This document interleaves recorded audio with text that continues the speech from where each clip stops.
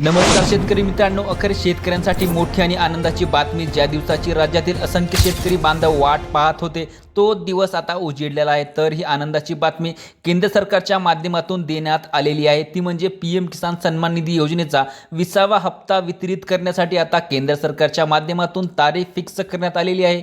वाराणसी येथे काशी यामध्ये सेवापुरी विधानसभा येथे कालीधाम या ठिकाणी देशाचे पंतप्रधान नरेंद्र मोदी यांचा 2 ऑगस्ट 2025 रोजी विशाल जनसभा जाहीर कार्यक्रम घेतला जाणार आहे आणि याच कार्यक्रमाच्या दरम्यान पीएम किसान सन्मान निधी योजनेचा 20वा हप्ता हा वितरित केला जाणार आहे, अशी माहिती केंद्रीय मंत्री शिवराज सिंग चौहान यांच्या माध्यमातून आता स्पष्ट देण्यात आलेली आहे। ही एक महत्त्वपूर्ण अपडेट असून कारण अनेक दिवसांपासून शेतकरी बांधवांना चिंता लागली होती की पीएम किसान सन्मान निधी योजनेचा हप्ता कधी येणार आणि पीएम किसान सन्मान निधी योजनेचा हप्ता हा बंद झालेला आहे का, असा प्रश्न निर्माण होऊन अनेक शेतकऱ्यांना हे प्रश्न पडला होता की हप्ता कधी मिळणार।